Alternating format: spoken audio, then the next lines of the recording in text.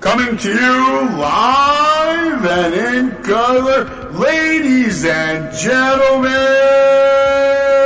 it's time for Wrestling with Savage. Hello? Anybody here? Oh, this must be where they're having Impact, because it's empty. Wrestling with Savage begins now. What's going on, folks? Welcome to the show. We're live. It's Greek. It's Savage. We're here. We're going to go into it right now. SmackDown wasn't much to get into. It was honestly a shit show. I'm not going to grade it completely yet. I'm going to tell you a little bit about it, obviously, and what happened, and then I'll give you my grade. But this is going to be a quick one because it was... We'll save that for the end. Alright, SmackDown came to you from the MVP Arena in Albany, New York. SmackDown opened up and they were announcing right away the contract signing between RK Bro and the Usos. They announced the Beat the Clock Challenge, and they announced Charlotte Flair versus Shotzi versus Ronda versus Aaliyah in a Beat the Clock Challenge match. That was going to be the main event of the match. After that, we kicked off SmackDown immediately with a steel cage match between Drew McIntyre and Sami Zayn. And to me, this was the only enjoyable part of the night. The actual match was fun. It felt like it was something out of the 80s, with Sami Zayn playing his character very well, trying to run away. He didn't want no business getting in the ring. He tried to climb out immediately 2-3 times. Very reminiscent of Bobby the Brain Heenan. And he's doing great work. He took some really big bumps in the match. One off the top rope where he got some really good height. He took a superplex off the top of the cage, which then led into the Claymore, which sealed the deal for Drew McIntyre to pick up the win. And, honestly, when Sami Zayn first came out and they were showing, a couple of different shots of him, I mean, he looked like he stinks to high heaven. He looks like he is the ultimate hobo. That's what his new gimmick should be. Just like the ultimate hobo. He's playing it perfectly. He's doing his job. Apparently he's like the super jobber now, I guess. But I gave the match a 4-star because it was the only match of the night that actually had me interested in what was going to be the outcome. There was some high spots, power moves, and, you got Drew McIntyre on top of the cage with a sword. So, I mean, it was a good visual. Other than that, it wasn't, can't be a 5-star. I'm only giving it a 4-star because Sami did such a good job jobbing up to Drew McIntyre. It was an enhancement match to make Drew look like a beast, and Sami did just that. He made Drew look like a beast. So for that and that alone, I'm giving it a 4-star. After that, you had a video package between Flair and Ronda Rousey, bringing you back to what was going on the last couple of weeks, which has all been bad television, continued by more bad television tonight. Then they had a 10-second interview where Flair basically was laughing and more of the same, just talking shit that Ronda can't touch her, and Ronda's not going to touch her. After that, we got into a segment between Happy Corbin and Happy Talk. He said the new and improved Happy Talk is here, and the new and improved Happy Talk, we don't deal with Madcap Moss. There was a video package after that, basically saying that he was going to smash the trophy with a jackhammer, and as he's talking all this nonsense, Madcap Moss comes sneaking into the ring as a janitor, and then basically beat the crap out of him.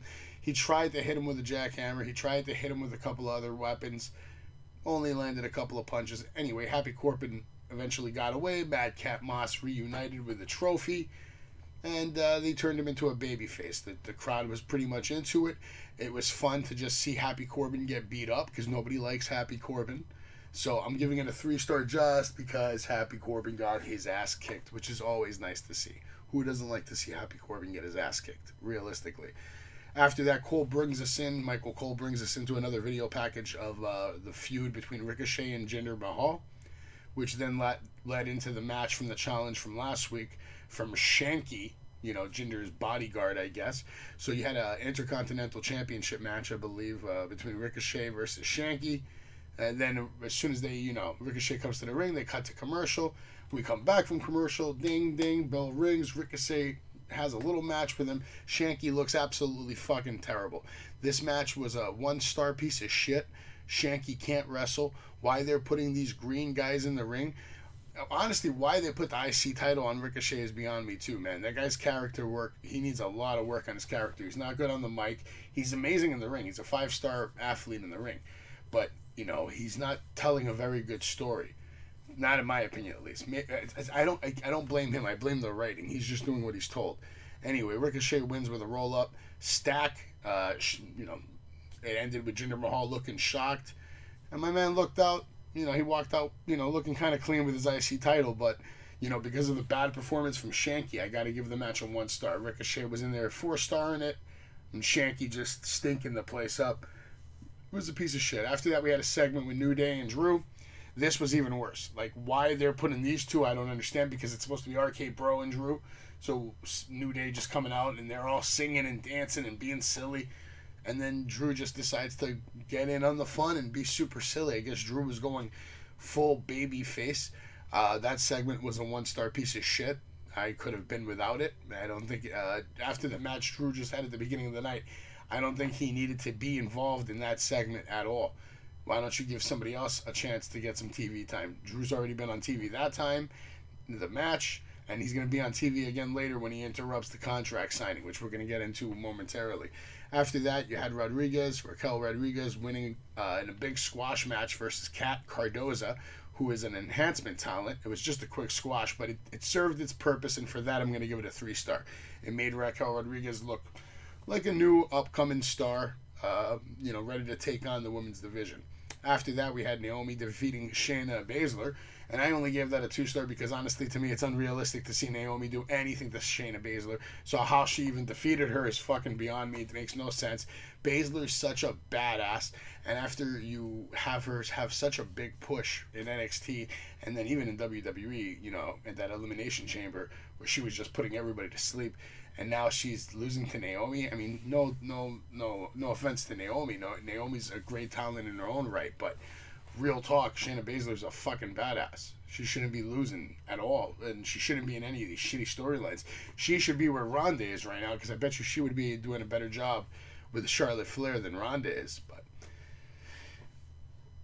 whatever. What are you gonna do? You want to sign stars who don't really want to be here?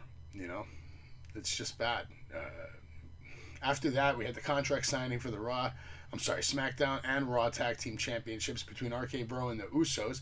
And then this just all hell broke loose. They started beating the hell out of each other, followed by Roman Reigns coming down, taking the contract, ripping it up, shoving it in Riddle's face.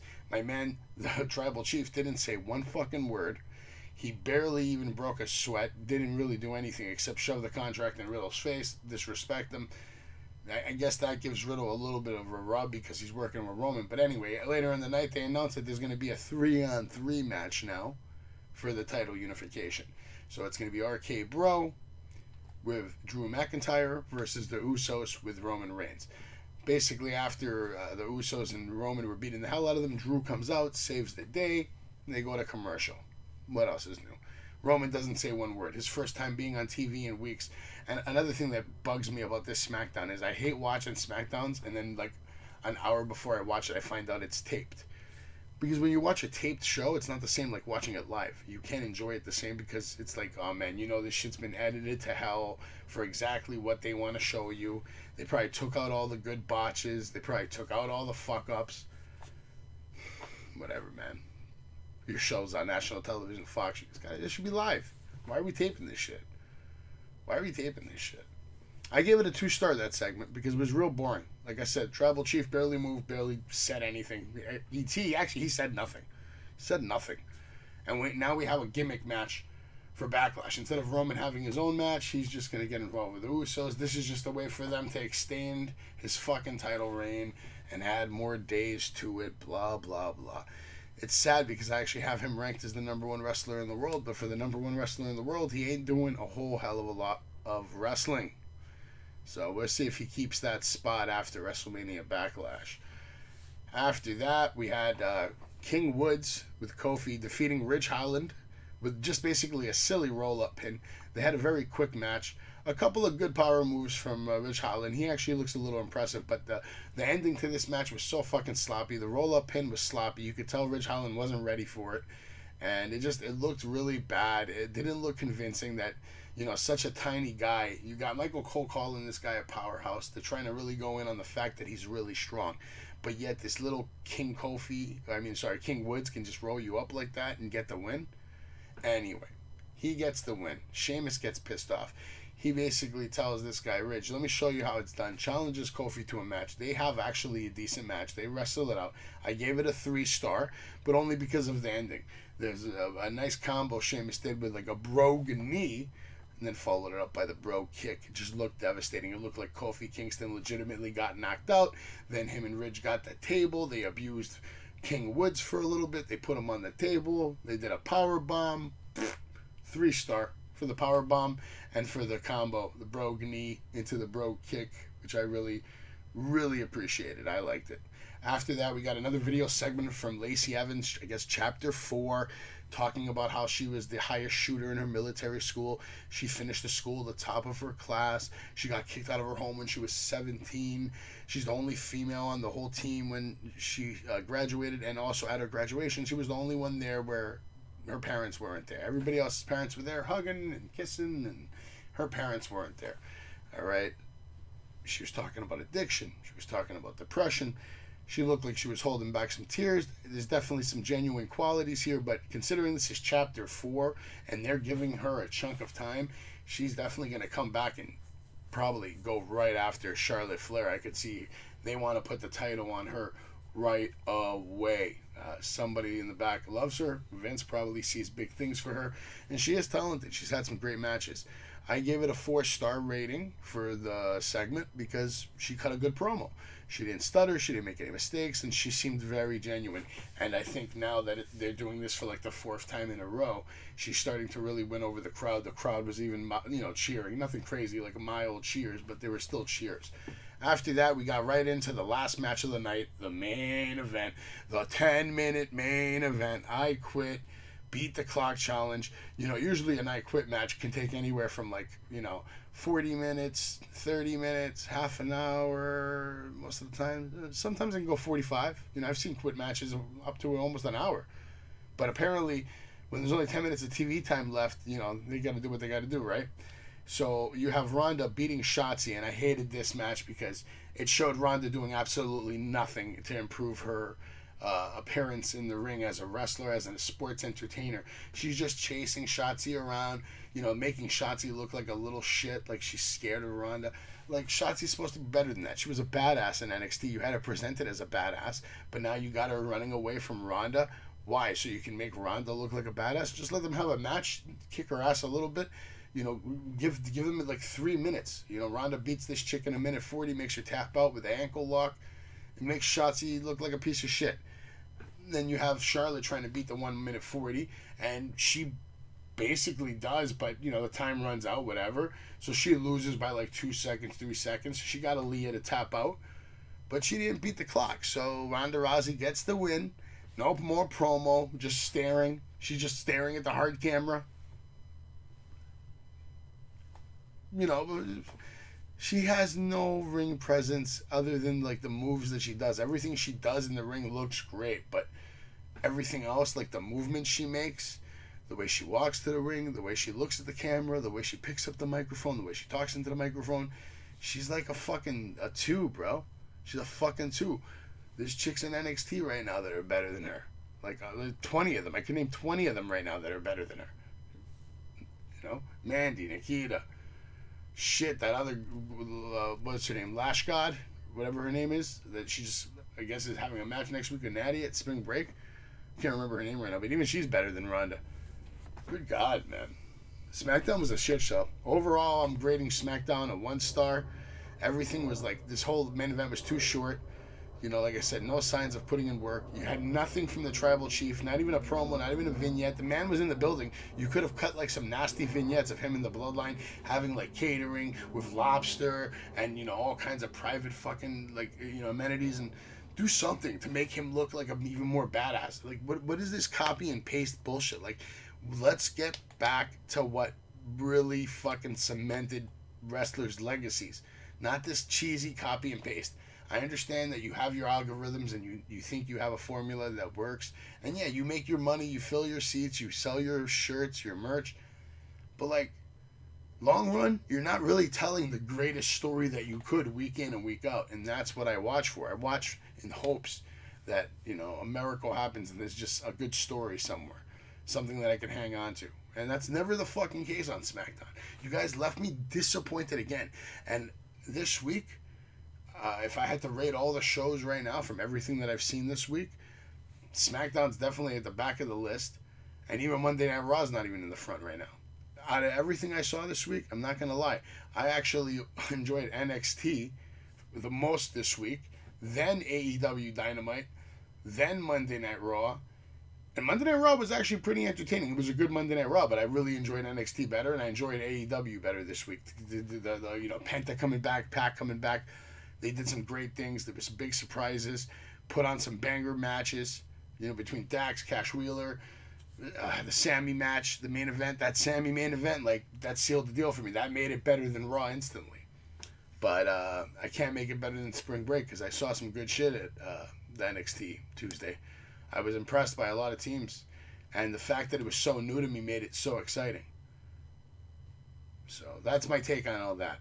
Anyway, we're keeping SmackDown short. It's only been 17 minutes, but you got all your results. You got SmackDown graded. It was a 1-star piece of shit, so you're not missing out if you don't watch it. Thank you for watching. Thank you for following. And keep doing on, man. Keep doing that. Follow me. Check it out. Drop comments. Like, subscribe, all that shit, man. I'm on Facebook. I'm on YouTube, Instagram, TikTok. And now you can also check out our website, WrestlingWithSavage.com. Shout out to Jay and Dave. They couldn't be here tonight, so tonight it was solo dolo, Greek Savage hosting it up, banging out the SmackDown real quick, which I kind of like, because usually when I get on with them, I might go for like an hour 15 minutes easy. When you have more people, it's easier, and you have more fun with the conversation. When you're by yourself, I got nobody to talk to except myself, so it goes by quick, because I like to just bang it out. So you got the results. We'll see you here, I believe, for Monday Night Raw. Take care, guys. Have a good night.